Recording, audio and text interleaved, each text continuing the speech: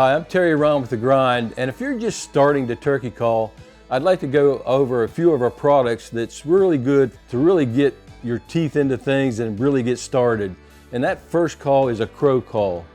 A crow call is a great locator call.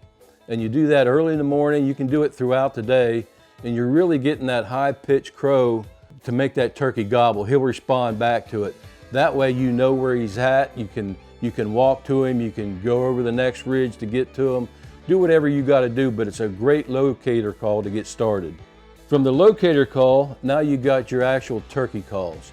And one of the easiest ones to learn on is what we call the push button. It's just a real simple, if you can do this, you can use the push button. And that really lets you learn the rhythm, the cadence of a turkey, which is real important. The more you sound like a turkey, the quicker he is to come to your gun. So it's just a real simple index finger, or you can push pull. So, and again, that's just a good way to get that turkey rhythm embedded into your brain there. So when you go on to the next call, that seems to be a call that some hunters can really get to and pick up quick, and the next hunter has, well, let's just say they have problems, and that's the mouth call. And we have what we call a beginner 2-pack, which is our 2 diaphragm calls. The red one basically has thinner latex, and the thinner latex takes less air to make the call work.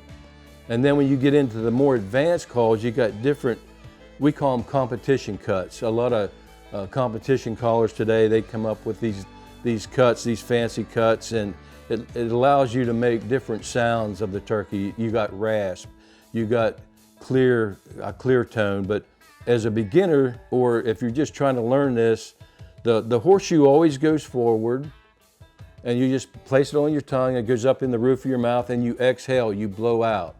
And if you can get a sound, you got it, you're well on the way there. And any of these calls, the more you mess with them and learn and get these sounds, you become more advanced. It just becomes easier. But you get that first, I like to say a train whistle, get a long, steady tone, and then you can drop your jaw, key out, and you get that 2 note of the hen.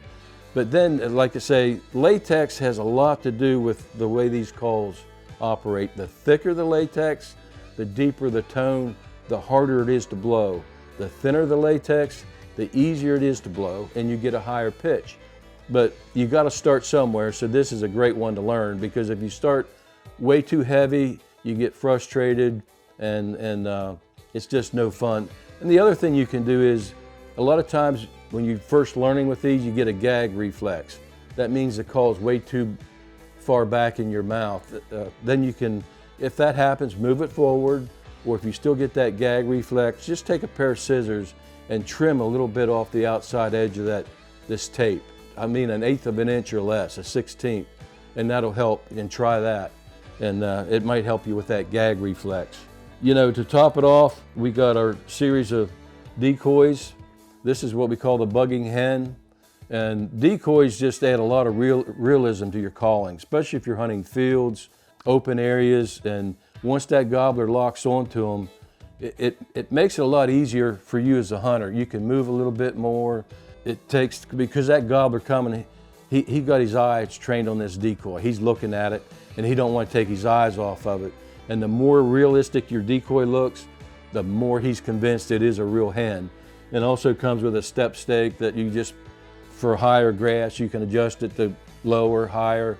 But it makes it a lot easier, especially with kids. I mean, you're hunting with a kid, he's fidgeting a little bit, or she's fidgeting a little bit. It just takes their eyes off there. But these are just a few of our basic, I don't want to say beginner calls, but they're easier to learn more about the wild turkey. And the more you learn about how they call, their habits, the better hunter you'll become.